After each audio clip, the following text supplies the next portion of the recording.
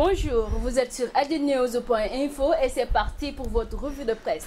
Consensus fort autour de la refondation du système éducatif affiche à sa une Le Soleil qui écrit « Le président de la République a présidé hier l'ouverture des assises de l'éducation et de la formation. En présence de toutes les couches de la population, des partenaires et acteurs, Macky Sall a expliqué la nécessité de refonder le système éducatif sénégalais afin de l'adapter à nos réalités. Pendant 3 jours, les acteurs de l'école vont se pencher sur les maux du système éducatif afin d'avoir une école refondée dans un environnement apaisé, écrit le journal. Selon Le Soleil, le chef de l'État s'est engagé à veiller personnellement à l'application des recommandations qui en seront issues. Enquête revient sur les maux d'une école marquée par l'exclusion, le redoublement, les fraudes, le taux d'échec élevé, le déficit en formation et titre l'école en lambeaux. De son côté, le Populaire souligne que le chef de l'État veut des réponses à propos du paradoxe entre les ressources du budget,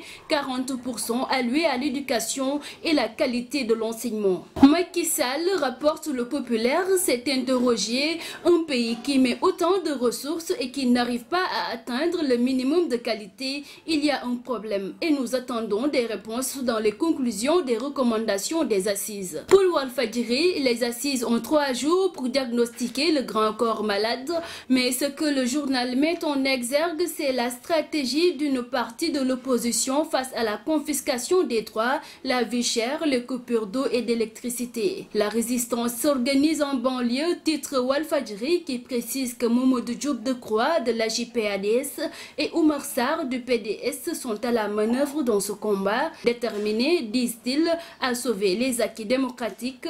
Les leaders de l'opposition sont désormais prêts pour en découdre avec Macky Sall, écrit le journal. Sur le plan judiciaire, l'AS annonce qu'après avoir rendu visite à son talibé à Rebeuss, Serigne Cheikh Saliou de feu Serigne Saliou Mbacké, khalife général des Mourides, œuvre pour la libération de Samuel Sarr en prison pour offense au chef de l'État, entre autres délits. Le journal qui cite des sources autorisées écrit « Sindiély Wade a remboursé 400 millions de francs CFA qu'elle avait personnellement détournés ».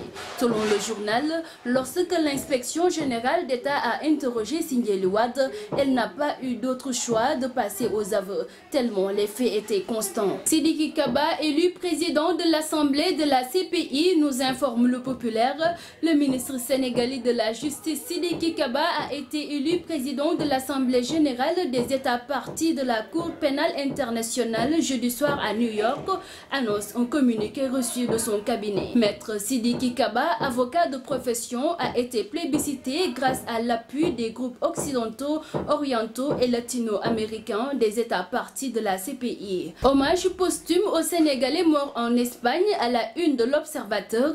Les dépouilles des 5 Sénégalais morts en Espagne dans un accident de voiture sont arrivés hier au Sénégal.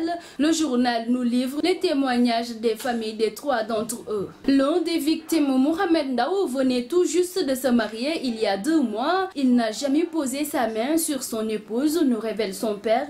Le journal nous apprend aussi que Bara Jong et Mor Gueye étaient inséparables jusqu'à leur mort. Et d'hiver, Youssou Ndour va solder ses comptes avec la Vision Mag à la barre du tribunal correctionnel le 11 septembre prochain. Selon l'AS, c'est finalement à la barre du tribunal correctionnel que le patron du Super Étoile compte solder ses comptes avec le journal Vision Mag.